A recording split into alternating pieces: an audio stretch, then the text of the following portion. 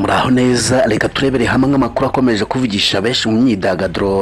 Christopher Muneza yasabye imbabazi abafana be, Florence Impundu yibarutse imfura ye na Mokta, naho The Ben yatangiye gufasha Nilon Buntu mu mpinduka zikomeje kuvugisha benshi. Reka twumva amakuru arambuye.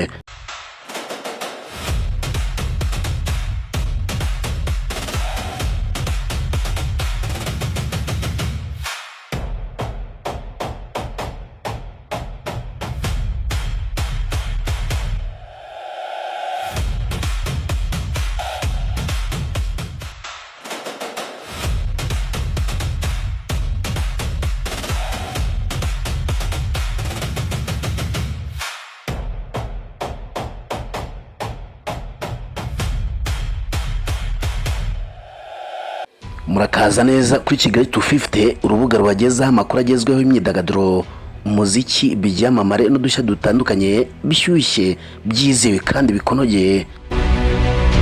Christopher Muneza yasabye imbabazi abafana be atabashije gutaramira mu mpera z'icyumweru cyashize, ubwo yari umwe mu bahanzi batumiwe mu gitaramo cyiswe Tunataka ku Enjoy. Uyu muhanzi byari byitezwe ko yagombaga kwitabira iki gitaramo cyabereye muri Mundi Center mu ijoro ryo ku itariki 26 z'ukwa karindwi 2026.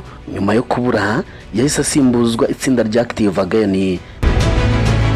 Uku kubura kwatumye Christopher asaba imbabazi abakunzi be ndetse ahamya ko ikibazo kitabaye abateguye igitaramo.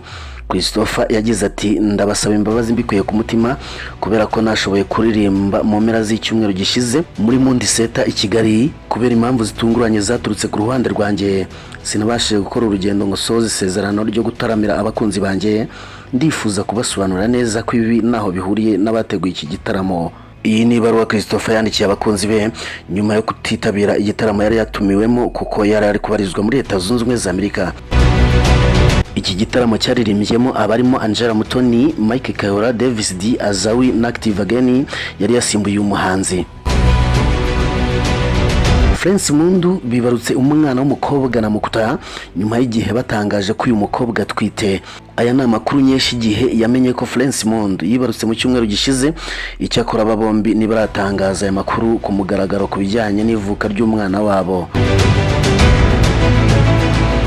Nubwo The Ben yemeza ko Nilon Buntu ari umuhanzi ufite impano idashidikanywaho, yavuze ko hari bimwe mu byo yifuza kumufasha kugira ngo arusheho gutera imbere no kuba umwe mu bahanzi bakomeye mu muziki wo kuramya no guhimbaza Imana. Mu minsi ishize nibwo The Ben yahamije ko yamaze kumvikana n'umuryango wa Nirere Eddie winjiye mu muziki akoresha izina rya Nilon Buntu, cyane ko asanzwe ari na mubyara we, kugira ngo amubere umujyanama anamushyigikire mu rugendo rwa muzika. The Ben yavuze ko ikintu cy'ingenzi ari gufasha uyu musore ari ukumugira inama yaba izo mu buzima busanzwe, amutegura nk'umusore ukiri muto ariko winjiye mu isi y'ibyamamare ndetse no mu muziki.